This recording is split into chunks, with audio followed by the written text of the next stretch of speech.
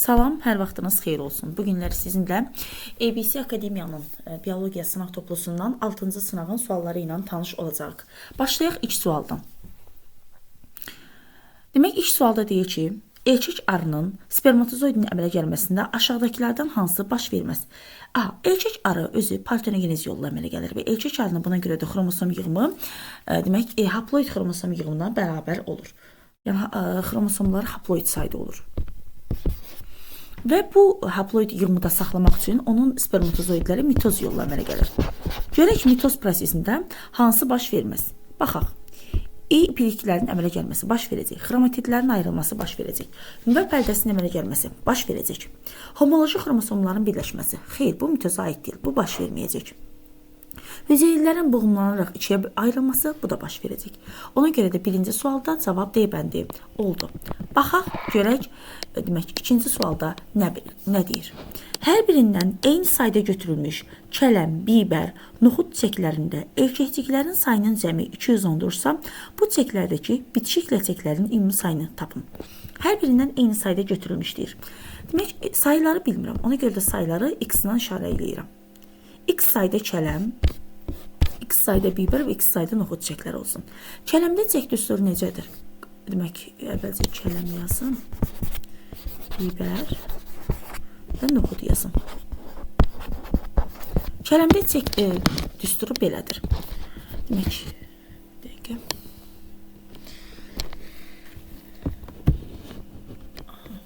Kələmdə K4, L4, Y6, D1'dir. Bibərdə K5, L5, Y5 və D1'dir. Noxudda isə K5, L5, Y10, D1'dir. Erkəkciklərin sayına baxsaq, erkəkciklərin sayı ümumən, demək, yəni daha doğrusu hər birində, demək, verilmişdir. Buradan baxaq. Kələmdə çiçəklərin sayı x-dir və x sayda çiçəkdə cəmi 6x sayda erkəkcik olacaq. Bibərdə 5 dənə erkəkcik var, toplamda 5x. Noxudda x sayda çiçək var və toplamda 10x erkəkcik olacaq. O zaman ümumi erkəkciklərin sayı 6x, 5x, 10x, yəni 21x-a bərabər olacaq. İndi 21x-i da bərabər edirik 210-a. Çünki çiçəklərdə ümumən 210 dənə erkəkcik vermişdir. Buradan da hər bir çiçəyin sayını tapırıq ki, hər çiçəkdən 10 dənəmiş. Yəni x-in qiyməti 10-a bərabərdir. O zaman hər çiçəkdən 10 dənədirsə, bəs bu çiçəklərdə bitişik ləçəklərin sayı neçə olar? Götürək 10 dənə kələm çiçəyi. Kələmdə bitişik ləçək yoxdur. Ona görə oldu bitişik ləçəklərin sayı 0-a bərabərdir kələmdə. Noxudda necədir? Noxudun 10 dənə çiçəyində bitişik ləçəklər 2 dənə ləçək birləşib qayıqcıq əmələ gətirir. Ona görə 2 dənədir. Yəni toplamda hərəsində 10 dənəsə toplamda 20 dənə olacaq. Bibərdə necədir? Bibərin də 10 çiçəyi verilmişdir. Bütün ləçəklər bitişikdir. O zaman 50 dənə bitişik ləçək var. Və bitişik ləçəklərin sayı 10, 20 bərabərdir 70 edəcək. Bu da A bəndində verilmişdir. Yəni ikinci sualda cavab A bəndi olacaq. Üçüncü suala baxaq. Cədvələ əsasən x plus y ifadəsinin qiymətini tapın deyir. Baxaq. Bakteriyaların başlanğıc sayı. Birinci halda N0 verilmişdir 2. Bölünmələrə sərf olunan zaman 60 dəqiqə. Alınan fərdlərin maksimum sayısı x-la verilmişdir. NT ilə də işarə eləyərəm bunu, x-la da işarə eləyərəm. Buradan baxaq. Demək, necə alınır? N0 uzun 2 üstü n-lə tapılır. N0-ın qiyməti 2-dir, 2 üstü n-in də qiymətin, buradan kiçik n-i tapmalıyam mən əvvəlcə bu ifadədən. Kiçik n-in qiyməti t bölünsün 20 şəklində tapılır. 60-ı da 20-yə böləndə 3 çıxır. O zaman 2 vurulsun 2 üstü 3. Bu da 16-ya bərabərdir. Deməli, nt-nin qiyməti birinci halda və ya başqa üstü x-in qiyməti 16-ya bərabərdir. X 16-dır. İndi ikinci hala baxaq. İkinci halda indi x-dir bakteriyaların başlanğıc sayı. Yəni N0-ın qiyməti 16-dır. T 40 dəqiqədir. Buradan belə çıxır ki, kiçik y-nin qiyməti 2-dir. Y, yəni NT-nin qiymətini tapırıq. Y bərabərdir n0 16 vurulsun 2 üstü n. 2 üstü n 2 üstü 2-nin də qiyməti 4-dür. 16-nı 4-ə vuranda 64. Yəni y-in qiyməti 64 edəcək.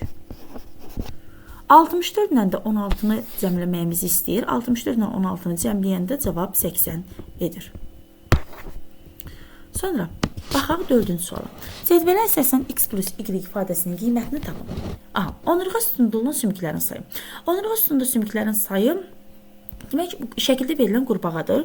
Qurbağanın boynunda bir fəqirə var. Gövdəsində 7 fəqirə var. Omasında bir fəqirə var. Quyruqda da bir dənə demək sümük var. Toplamda 10 dənə sümük edir. Yəni x-in qiyməti 10-a bərabərdir. Çiyin quşağına aid olan sümüklərin növ sayı. Sümüklərin növ sayı. Bir cüt kürəkdir, bir cüt köpücükdür, bir cüt qarğadır, bir ədəd də döş sümükdür. 4 növ sümük var. Yəni y-in də qiyməti 4 edir. O zaman x plus y 10 üstünə 4 gəlməklə tapılır, 14 edir. Cavab 14. 14 də verilmişdir C bəndində. Yəni 4-cü sualda cavab C bəndi olacaq. Keçək 5-ci suala. Baxaq 5-də nə deyir? İnsanın 5 cinsiyyət hüceyrəsində və 3 nüvəli 1 somatik hüceyrəsində cəmi neçə xromosom olur? Baxaq. İnsanın 5 cinsiyyət hüceyrəsində xromosom yığma haploiddir. 5-i 23-ə vuranda eləyir 115. 115 dənə hüceyrədə xromosom var. Və 3 nüvəli 1 somatik hüceyrəsində. Bir somatik hüceyrədə içində 3 nüvə var. Və hər nüvədə də xromosom yığma somatik hüceyrə olduğuna görə diploiddir. Yəni 46-dır. Buradan da 3-ü 46-ya vuranda alırıq 138. İndi bizə bu ikisinin cəmini soruşur. 138 somatik hüceyrədə olan xromosomların sayıdır. 115 də cinsiyyət hüceyrələrindəki.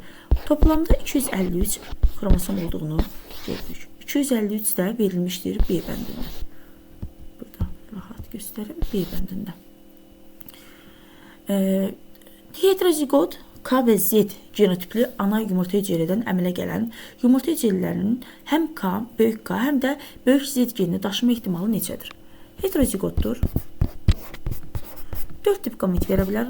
Böyük K, böyük Z, böyük K, kiçik Z, kiçik K, böyük Z, kiçik K, kiçik Z. Və bunlardan böyük K və böyük Z geni hər ikisini daşıyanlar 4də 1 ehtimalla üzə çıxa bilərlər. Yəni cavab C bəndində olan 4də 1 cavabıdır. Sonra baxaq, deməli 7-ci suala. 7-ci sualda bizə deyir ki, protal proteinema üçün ortaq deyil. Avtotrof olması, hər ikisi avtotrofdur. Ali sporlu bitkinin ilk düzəltisi olması. Protal qıcının proteinemisiz mamıdların, yəni hər ikisi ali sporlu bitkinin düzəltisidir. Yaşıldırlar. Lövhə şəkilli olması. Xeyr, bu protala aiddir. Proteinema üçün ortaq xüsusiyyət deyil. Proteinema sap şəkilli yosunlara bənzəyir. Yəni sap şəklindədir. Sonra E-də deyil ki, xloroplastlara malik olmaq, bu da ortaq tərəfdir. Cavab D olacaq. 8-ə keçək. 8-də göy çiçəyin səbətində 1000 çiçəkdə cəmi 4000 erkəkçik vardır, deyir. Əgər boru şəkilli çiçəklərin maylanmasından cəmi 2800 hüceyrə iştirak edərsə, bu səbətin neçə çiçəyində meyvə əmələ gəlməz. 1000 dənə çiçəkdə 4000 erkəkçik var. Əvvəlcə çiçək düsturunu yazaq. K0, L5, Y5, D1. Bu boru şəkilli çiçəklərin çiçək düsturudur. Qıf şəkillərdə K0, L5, Y0, D0 olacaq. Bu da qıf şəkillilərdir. Əgər bizə deyilsə, 4000 erkəkçik var, deməli 4000 erkəkçik boru şəkilli çiçəklərdədir. Bir çiçəkdə 5 erkəkçik var, 4000 erkəkçik isə X sayda çiçəkdədir. X-in də qiymətini buradan tapırıq 800. Aha, buradan bizə nə bəlli oldu? Buradan bizə bəlli oldu ki, 800 dənə çiçək boru şəkillidir. 1000-dən də 800 çiçəyə çıxanda yerdə qalır 200 çiçək. Bu 200 çiçək də qıf şəkillidir. Qıf şəkillidir. Baxaq. Demək, deyir ki, əgər boru şəkilli çiçəklərin mayalanmasında cəmi 2800 hüceyrə iştirak edərsən, bu səbətin neçə çiçəyində meyvə əmələ gəlməz? Aha. Demək, 2800 dənə çiçək, daha doğrusu hüceyrə iştirak edib. Baxaq, bir deməli, yumurta, deməli, bu bitkilərdə ümumiyyətlə günə baxan və göy çiçəkdir, digər mürəkkəb çiçəklərdir. Bunlar bir toxumlu meyvə əmələ gətirirlər. Və hər meyvə də əmələ gələrkən, demək, meyvənin əmələ gəlməsində, daha doğrusu, həmin meyvənin içərisində bir yumurtacıq inkişaf edir, bir yumurtacıq maylanır. Həmin yumurtacıqda da mayalanma gedərkən 4 dənə hüceyrə mayalanmada iştirak edir. Hansı hüceyrələrdir?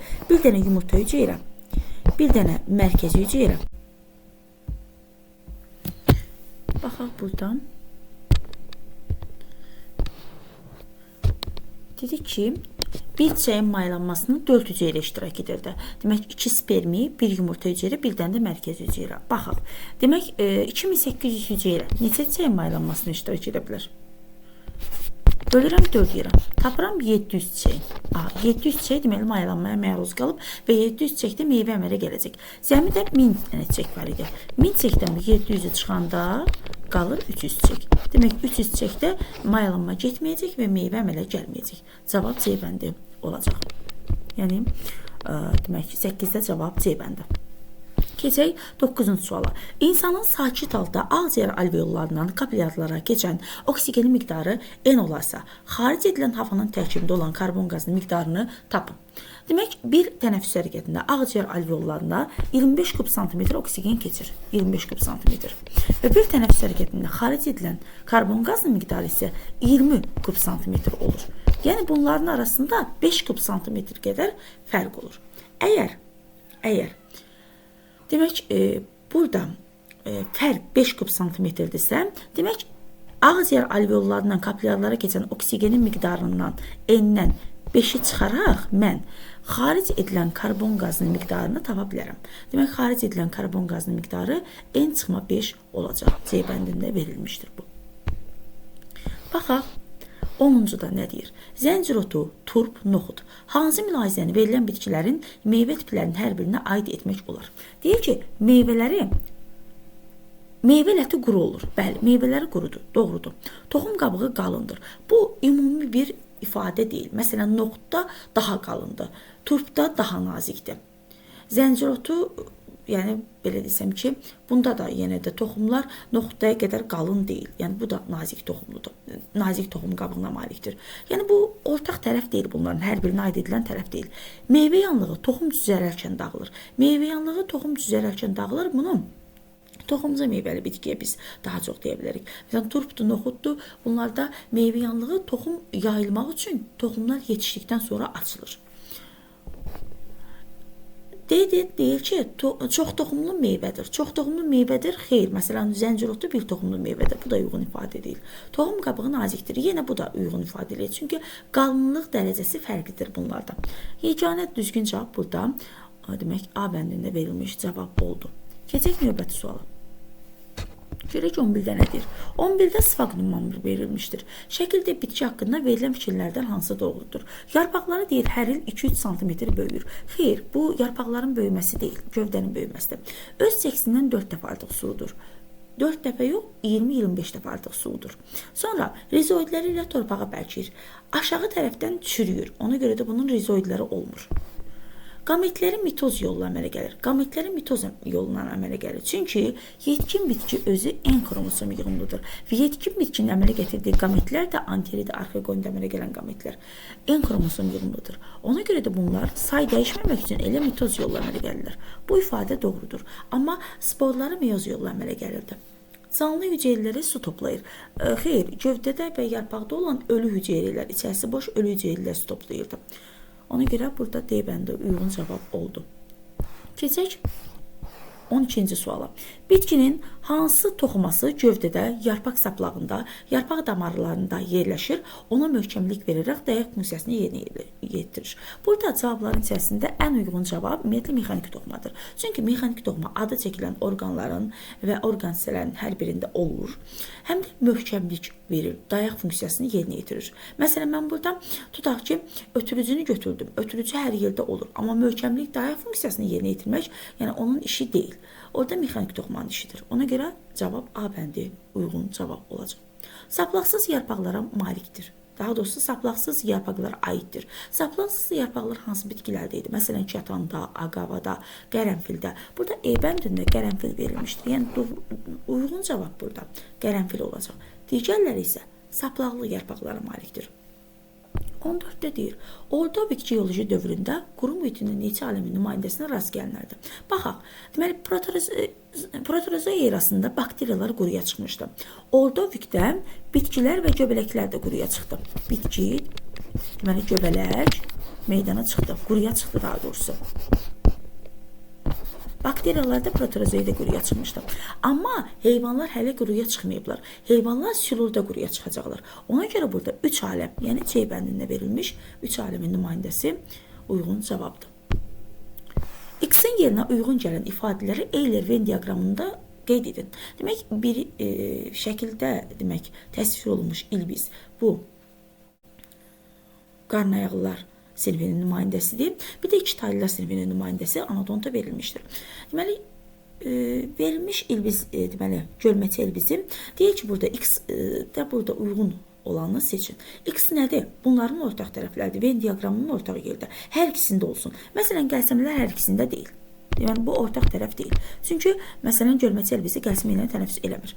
Eləcə də ağciyər də ortaq tərəf deyil. Çünki anadonta da ağciyərlə tənəffüs eləmir. Sonra, qaraciyər ortaq tərəfdir, mantiya ortaq tərəfdir, ayaq. Hər ikisində ayaq var. Amma iki qulaqcıqlı ürək ortaq tərəf deyil. Çünki anadontanın ürəyi bir mədəcək və iki qulaqcığa malikdir. Ona görə 4-ü götürməyəcəyik. 2, 3, 5 D bəndində verilmişdir. Keçək növbəti 16-cı suala. Kərtənkələ yumurtalığın yetişmə zonasına daxil olan 8 yerin hər birinin genotipi böyük A kiçiyə, böyük B kiçik B kimidir. Yetişmə zonası sonunda əmələ gələn yönəltici cimciklərdən minimum neçəsi AB genotipli olar.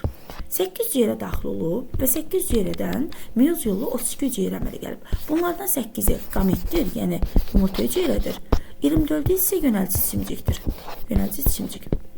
Və 8 yerədən 8 qamet əmələ gəlib. Qametlər də hansı genotipdə ola bilər? Valideyn dieheterozigot olduğuna görə qametlər böyük A, böyük B, böyük A, kiçik B, kiçik A, böyük B, kiçik A, kiçik B genotipli ola bilər. Əgər deyilsə ki, bizə yönəltici cimciklərdə minimum neçəsi AB genotiplidir, ona görə mən qametlərin içərisində AB-ni çox götürməliyəm ki, yönəltici cimciyin içərisində AB-ni sayı minimum olsun. 8 qamet var. 8 yerdən 32 yerə əmələ gələ bilərdi. 32 ceyran da bu 4 ceyranın arasında bölsəm, hərəsindən belə deyim, 8-8 yarana bilər, 8-8. Onda elə mən bu yaranan 8 qameti AB götürüm, AB qameti götürüm. Deyim ki, bu AB-dir. O zaman AB-nin hamısı qamet olacaq və yönəltici cimciklərin içərisində AB-nin sayı 0-a bərabər olacaq. Yəni, böyük A, böyük B-nin sayı 0-a bərabər olacaq. Çünki AB-lərin hamısı qametə çevrilib. 8 qametin hamısı böyük A, böyük B-dir. O zaman cavab burada E bəndində verilmiş cavab olacaq. Keçək növbəti suala. 17-ci sualda nə deyir bizə? Şəkildəki çiçək qrupunda erkəkcik, dişicik və ləçək sayıları arasındakı hansı münasibət doğrudur? Demək, hansı çiçək verilib bizə? Göy çiçək verilib. Göy çiçəyin iki cür çiçəklər var. Qıf şəkilli və boru şəkilli çiçəklər. Qıf şəkilli çiçəklərdə çiçək düsturu K0, L5, Y0, D0'dır. Boru şəkillilərdə isə K0, L5, Y5 və D1'dir. Münasibəti soruşur. Hər ikisində görürük ki, ləçək var. Ləçəklərin sayı 5 dənədir. Ona görə ləçək burada maksimum sayıda olacaq. Erkəkcik birində 0'dır, birində 5 dənədir. Dişicik isə birində 0'dır, birində 1 dənədir. K-nın sayısı ümumən 0-a bərabərdir, onu nəzərə almırıq. O zaman L böyükdür Y-dən, Y də böyükdür D-dən. Yəni, C bəndində verilmiş cavab uyğun cavabdır. Keçək 18-ci suala. 18-ci nə deyir bizə? Aha, bir dəqiqə. 18-ci sualda deyir ki, endosperm hüceyrəsində 42 xromosomu olan diploid erkək bitkinin tozcuğu, deməli, bizə verilib erkək bitki, hansı ki bunun endosperm hüceyrəsində xromosom yığımı 42-dir. Endospermdə 3N olduğuna görə 3N-i 42-yə bərabər edirik. Və bir də bizə dişi bitki verir. Dişi bitkinin də yarpaq hüceyrəsində yenə də xromosom yığımı 42-yə bərabərdir. Yarpaqda 2N olduğuna görə bu səfərdə 2N-i 42 götürürük. Və deyir ki, əmələ gələn hibridin dövsüzlük Karpachenko metoduyla aradan qaldırılarsa, toxumun endosperm hüceyrəsində necə xromosom olar? Aha, endosperm necə yaranır? Dişi bitkinin mərkəzi hüceyrəsi ilə, hansı ki onun da xromosom yığımı 2N olur, erkək bitkinin spermatozoidi mayalanır. İndi baxaq. Erkək bitkinin endospermi 3N xromosom yığımlı 42-yə bərabərdirsə spermatozoidi, daha doğrusu spermisi, spermatozoidi yox, spermisi N xromosom yığımlı olarsa, o zaman N'in də qiyməti 14 olacaqdır. Və həmin bu N xromosom yığımlı sperm mərkəzi hüceyrəni mayalandırır və buradan əmələ gələn demək 14 və 42. 14 və 42. Toplamda 56 xromosom sayılı hüceyrə olur. Amma bu 56 hələ dölsüzlük aradan qaldırılmamışdır. Dölsüzlük aradan qaldırılmış dediyinə görə hər hüceyrəni 2 qat götürürəm və toplamda da 2 qat, yəni xromosom yığımlı hüceyrə alıram ki, onun da xromosom yığımı 112-yə bərabər olur. 112 də A bəndində verilmişdir bizə. Tapaq 19-cu sualın cavabını.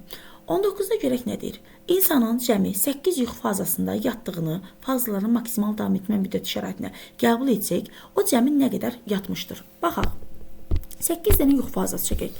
Ləng tez, ləng tez, ləng tez, ləng tez. Və maksimum yux fazalarında yatıb hamısında.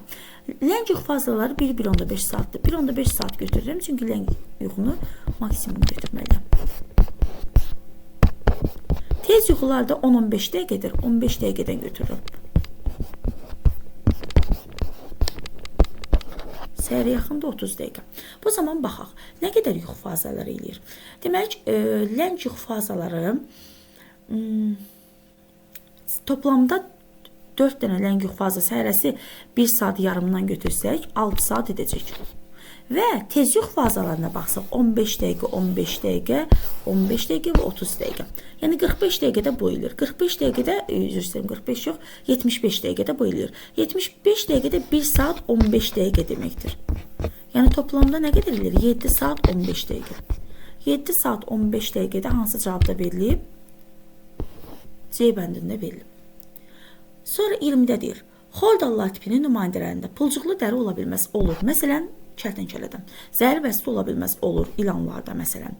Mantiya boşluğu ola bilər. Yanlışdır. Gözlər mütləq olmalıdır. Xeyr, mütləq deyil. Məsələn, proteinlər qaranlıq mağaralarda yaşayırlar, gözlər olmur. Qurşaq sümükləri olmaya bilər. Bəli, olmaya bilər. Kəlləsizlərin bəzi nümayəndələrində qurşaq sümükləri ya yoxdur, ya da tam sümükləşməyib. Belə orada belə ibtidai formada qığırdaq hissələrdən təşkil olunmuşdur. Ona görə bu uyğun cavab olacaq. 20-də E bəndi. Keçək növbəti 21-ci sualı. Baxaq. Onurğa sütununun boyun şöbəsinə aid olan fəqərlərin sayı ilə ön ətraf qurşağına aid olan sümüklərin sayının cəmi 8 olan heyvan üçün doğrudur. Baxaq, burada hansı heyvanla söhbət gedir? Onurğa sütununun boyun şöbəsinə aid olan sümüklərin sayı. Məsələn, qurbağa nəzərdə tutaq. Qurbağada bir dənə sümük var boyunda. Və ətraflarında qurşaq hissəsində 7 ədəd sümük var. 2 körpücük, 2 qarğa, 2 kürək və bir dənə də döş sümüyü. 7 ədəd sümük var. Bu ikisinin cəmi deyilir 8. Yəni ilə söhbət qurbağadan gedir burada. Görək qurbağa üçün hansı ifadə doğrudur? Baxaq. İstiqanlıdır. Xeyr, soyuqqanlıdır. Tənəffüs sisteminə aid olan əsas orqan dəridir. Dəri tənəffüsdə iştirak edir, amma tənəffüs sisteminə aid əsas orqan deyil. İnkişafı düzü nədir? Xeyr, dolaydı. Beyinciyi zəif inkişaf edib. Bəli, beyinciyi zəif inkişaf edib. 2 mədəcikli ürəyə malikdir. Xeyr. Yəni 21-ci sualda cavab D bəndi olacaq. 22-yə baxaq. Hansı bitkinin çarpaz tozlanma ehtimalı yoxdur? Söhbət arpadan gedir. Niyə? Arpa öz-özünə tozlanır və çiçəkləri açılmamışdan tozlanır. Məsələn, burada pambıq da öz-özünə tozlanır, amma çiçəklər açılandan sonra tozlanır. Ona görə pambığı götürmürük.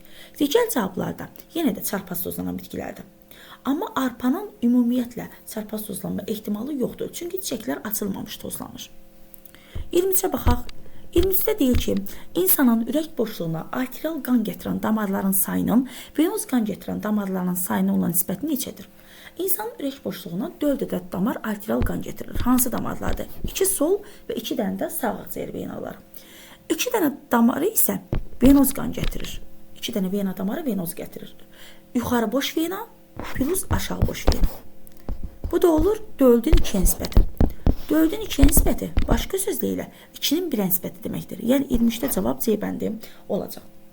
Sonra keçək növbəti suala. Növbəti sualda nə deyir? Deyir ki, Hansı molekulun monomerləri eyni növdür? Hansı molekulun monomerləri eyni növdür? Baxaq. Zülallar. Zülallar müxtəlif növ amin duruşlarından təşkil olmuşdur. Yəni monomerləri müxtəlif ola bilər.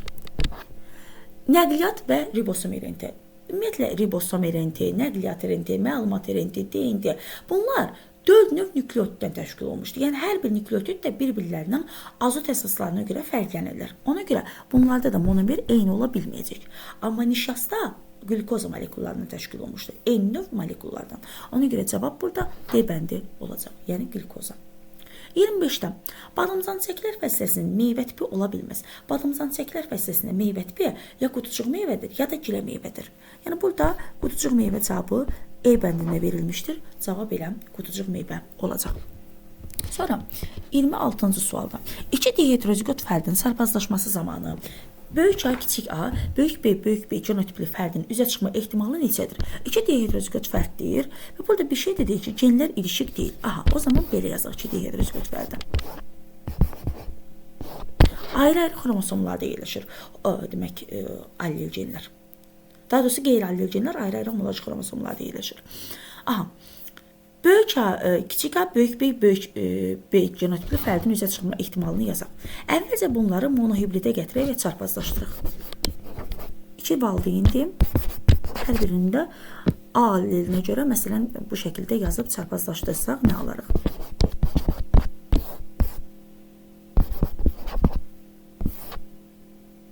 Bildikən. Böyük A, kiçik A'nın üzə çıxma ehtimalı 2-də 1 oldu. Bu 2-də 1-i yadımızda saxlayırıq. Baxaq indi böyük B-nin üzə çıxma ehtimalı. Yenə çarpazlaşdıraq. İndi bu səfər B əlamətinə görə. Alırıq böyük B 1 pay, 2 pay böyük B, kiçik B və 1 pay da kiçik B. O zaman nə qədər oldu bundan üzə çıxma? 4-də 1. Və toplamda 4-də 1, böyük B, kiçik B, böyük A, kiçik A da 2-də 1 ehtimalla üzə çıxırdı. Cəmi 8-də 1 ehtimal. 8-də 1 ehtimalı da faiz şəklində yazsaq, 8-də 1-i 100-ə vururuq. Bu deyilir 12,5%. 12,5% B bəndində verilmişdir. Baxaq növbəti suala. Şəkildə verilən hər iki canlıya aid olan mülahizəni seçin. Biri hörümçəkdir, biri isə böcəkdir. Qanlı oksigenin daşınmasına iştirak edir. Hörümçəyə aiddir, böcəyə aid deyil. Zəhər vəzisi yoxdur. Hörümçəkdə var, böcəkdə yoxdur. İnkişafı dolayı yolla gedir. Hörümçək deməli düzünə inkişaf edir. Çünki sirfə mərhələsi yoxdur. Bir cüt bığcığa malikdir. Hörümçəkdə bığcıq olmur. Ürəyi qarıncıqda yerləşir. Bax bu hər ikisinin ortaq tərəfidir. Sonra 28-ci sualda aşağıdakilərdən hansı şibiyə tollumunda olmaya bilər? Şibiyə nədən ibarətdir? Baxaq. Göbələklərdən və bir dəqiqə. Davam edərik.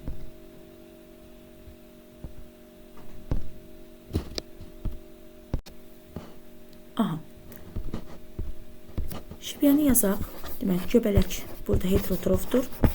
Avtotrof nə ola bilər? Ya yosun olar, ya da göy yaşıl yosun olar. Baxaq indi. Ribosom var. Yəni, ribosomun istisnası yoxdur. İstər prokaryot olsun, istər eukaryot olsun, ribosoma malikdir. Xlorofil, yosun və göy yaşıl yosun hüceyrəsində var. Bu da deyil. Nüvə yosunda və göbələklərdə olacaq. Bu da deyil. Xromatofor. Aha, xromatofor yosunda olacaq, amma göy yaşıl yosun xromatofora malik deyil. Ona görə cavab budur. Mitseli də göbələkdə var. Yəni, şibyənin tərkibində nə olmaya bilər? Xromatofor olmaya bilər. Hansı halda olmaya bilər? Əgər heterotrof göbələk, avtotrof isə göy yaşıl yosun olarsa. Yəni, 28-ci sualda cavab D bəndi olacaq. Baxaq 29-a. Başlanğıc bakteriya sayı en qədər olan anaerob bakteriyaların fasiləsiz sürətdə bölünməsi zamanı aşağıdakı qabda 3 saat ərzində A nöqtəsinə qədər qab dolmuşdu. İndi deyil ki, qabın B nöqtəsinə qədər dolması üçün neçə dəqiqə vaxt lazımdır. Baxaq. Qab A nöqtəsinə qədər dolu və burada nə qədər həcm tutub? 200 ml həcm tutub. Biz də bilirik ki, bakteriyalar hər dəfə 2-yə bölünmək yoluna çoxalırlar və onların sayı 2 dəfə artır. Məsələn, 2 bakteriyadsa bir dəfə bölünür 4 olur, 4 olur 8 və s. belə. İndi müəyyən qədər bakteriya sayıdır, amma konkret sayını bilmirik. 200 ml həcm tutub. İndi bu bir dəfədə bölünmək etsə, sayı bunun 2 dəfə artacaq və 400 ml-ə qədər gəlib çatacaq bunların sayı. Yəni, bu bölünməni, bir dəfə bölünməni də keçirmək üçün buna nə qədər vaxt lazımdır? Ya 20 dəqiqə, ya 30 dəqiqə. Baxaq. Deyir ki, 3 saata qədər gəlib 200 ml çatıb, bu səviyyə çatıb, yəni 180 dəqiqə ərzində. Bir dəfə də bölünmə keçirməlidir ki, gəlib 400 ml çatsın.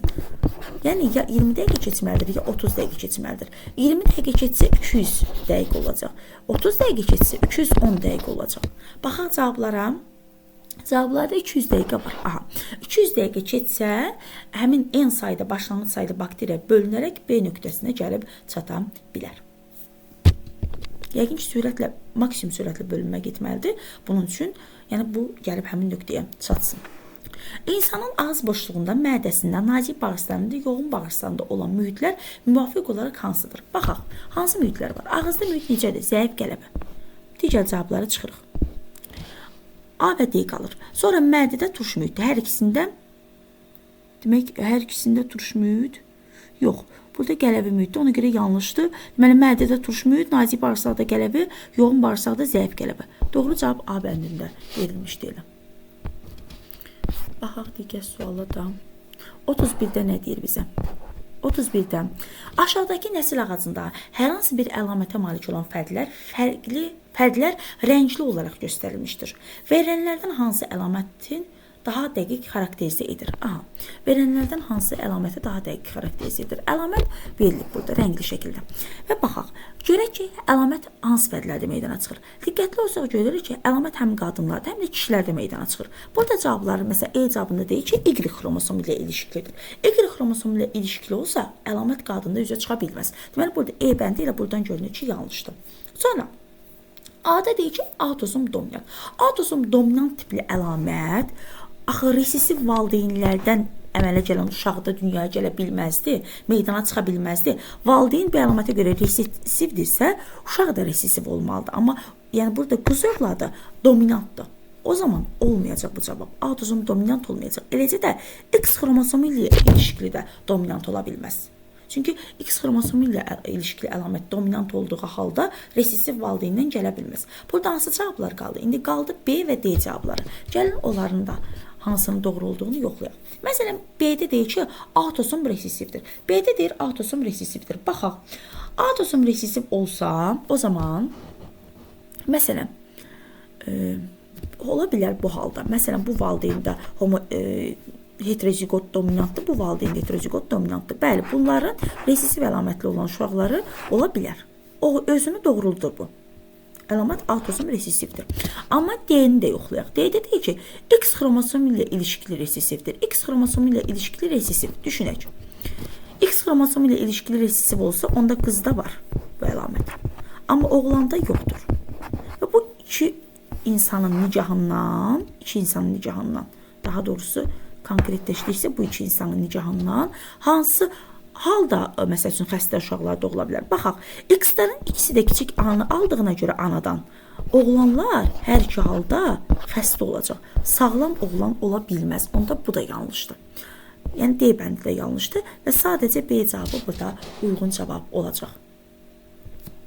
Baxaq, növbəti suala. İnsanın 2 somatik və 4 cinsiyyət hüceyrəsində cəmi neçə A xromosom olar? İnsanın 2 somatik hüceyrəsində 2 vurma 46 qədər xromosom var. Yəni 92 dənə xromosom var. 4 dənə də cinsiyyət hüceyrəsi, cinsiyyət hüceyrələri haploid xromosom yığımına malikdir. Yəni 23 xromosom yığımına malikdir. 92 də burada. Aha, yox, bu bizdən cinsi xromosomların sayını soruşur. Aha, yaxşı. Somatik hüceyrələrdə cinsi xromosomların sayı 2-dir. 2 dənə də cinsi xromosom hər hüceyrədə 2 vurma 2. 4 dənə olacaq. 4 də cinsiyyət hüceyrəsində isə 4 cinsiyyət hüceyrəsi arasında da bir dənə cinsi xromosom, 4 vurma 1, 4 dənə də burada. Və ikisinin cəmini soruşduğuna görə 4 plus 4 cavab 8 eləyəcək. 8. Sonra kəpənək, milçək, birə kimi həşəratların inkişafında sürfə mərhələsindən sonra bu həşəratlar hər üçü demək tam çevrilməyinin inkişaf yolu keçirlər. Tam çevrilməyinin inkişaf yolu keçdiklərinə görə bunların hökmən sürfə mərhələsindən sonra pup mərhələsi başlayacaq. Yəni 33-də cavab E bəndi olacaq. Keçək növbəti 34-cü suala. 34-də deyir ki, Toxunluğun yetişmə zonasına daxil olmuş bir hüceyrədən sonda əmələ gələn spermatozoidlərin cəmi 36 autosom xromosomu var. Toxunluğun yetişmə zonasına daxil olmuş bir hüceyrədən sonda 4 dənə spermatozoid əmələ gəlir və 4 spermatozoiddə 36 dənə xromosom varsa, autosom xromosom, onda bir deməli spermatozoiddə 9 dənə autosom xromosom olar. 9 dənə autosom xromosom, bir dənə də cinsiyyət xromosomu. Ya X ya da Y. Məsəl üçün, əgər erkək heterogametdirsə, olacaq 10. 10 dənə bu canlının bir bağırsaq hüceyrəsində nüvəsində neçə xromosom olduğunu hesablayın. Spermatozoid haploid xromosom yığımıdır. Haploid yığım 10-a bərabərdirsə, bağırsaq hüceyrəsi diploid yığımdır. Diploid yığım 20-yə bərabər olacaq. Və bağırsağın bir hüceyrəsində də o zaman bağırsaq hüceyrələri bir nüvəli götürsək, 20 dənə deməli xromosom olacaq. Yəni B bəndi verilmişdir. Verilənlərinin hansında gövdə şəkilləşməsi vardır? Burada cavab soğandır. Qaymaq otu, batat, georgin. Bunlarda kök şəkilləşməsidir. Noxudda kök şəkilləşməsi də var, yəni o simbiotik kökçülər əmələ gətirir. Eləcə də yarpaq şəkilləşməsi də var. Amma soğan soğanaqlara malikdir. Soğanaqlar da demək gövdə şəkilləşməsidir. 36-cı suala baxaq. 36-cı sualda cədvəldə insanın onurğa sütununun bəzi şöbələrinə aid olan fəqərlərin xüsusiyyətləri verilmişdir. Demək, burada hansı xüsusiyyətlər verilib? Birləşmə əmələ gətirdiyi sümüklərin sayı 4 dənədir. İnsanın onurğa sütununda 4 sümüklə birləşmə əmələ gətirən fəqərlər bir döşdədir, bir də omadadır. Döşdə hər bir fəqərə özündən yuxarıda və özündən aşağıda olan şöbənin fəqərlərinə birləşir. Yanlardan da bir cüt qabırğalardan birləşir.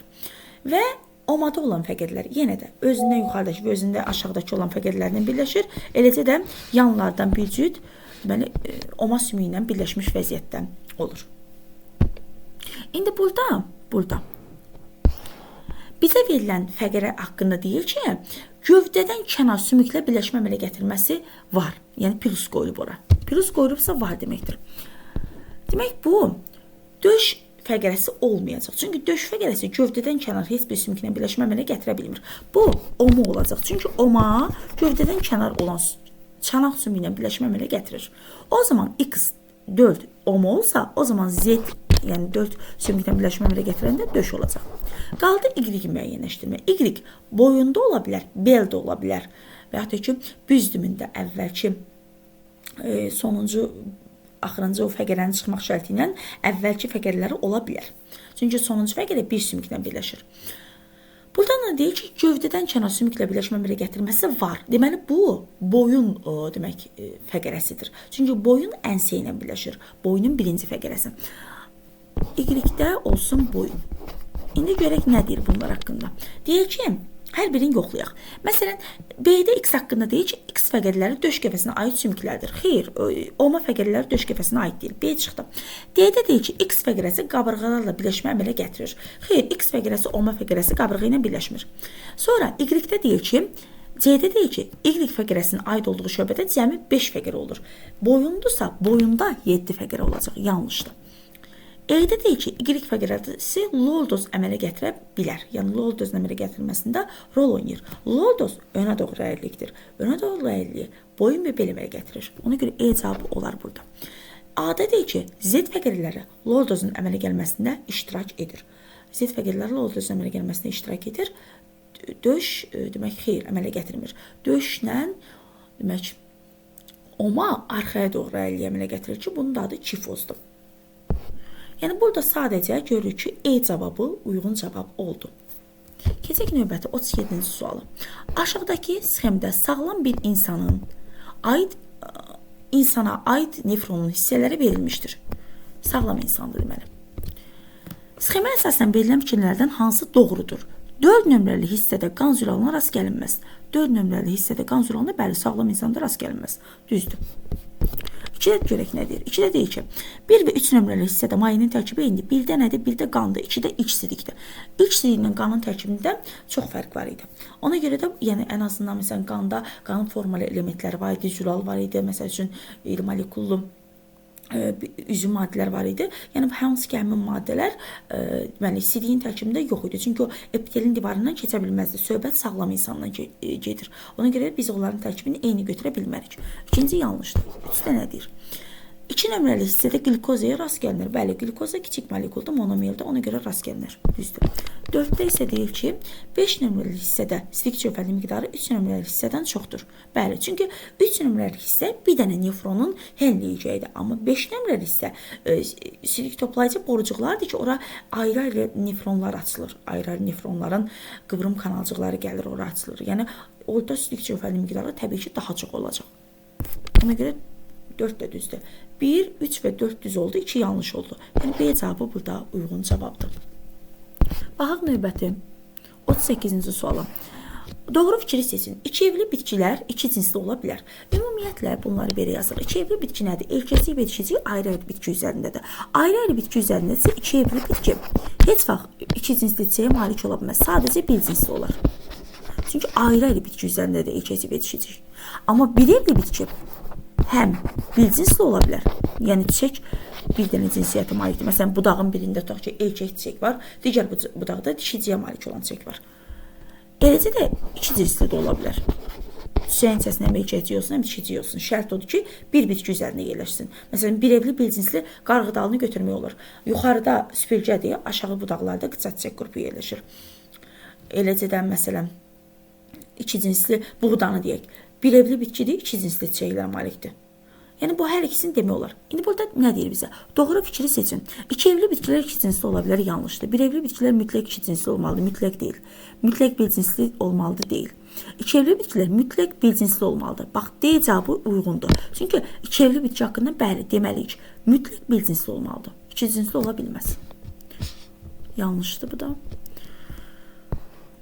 Sonra 39-da deyir. Yanlış cavabı seçin. Sürünənlər sinifinə aid olan canlıdan. Diri bala doğma ola bilər. Bəli, ola bilər. Mayalanma daxilidir. Bəli. Bədən temperaturu sabit deyil. Bəli. Ürək 4 kameralı ola bilər. Bəli, məsələn, timsahlarda. Bədəndə 2 növ qan dövr edə bilər. Xeyr, istənilən halda bunlarda bədəndə dövr edən qan qarışırdı. Yəni, qarışıq qan dövr edə bilirdi. Həm arterial, həm venoz, həm də qarışıq qan dövr etdiyinə görə 2 növ yox, 3 növ qan götürəcəyik. E bəndi yanlışdır. Baxaq növbəti 40-a.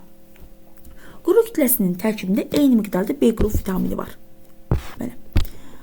Deyək ki, bitki və heyvan orqanizmində hər ikisində eyni miqdarda, bilmirəm nə qədərdə, hər ikisini M-lə işarə edirəm.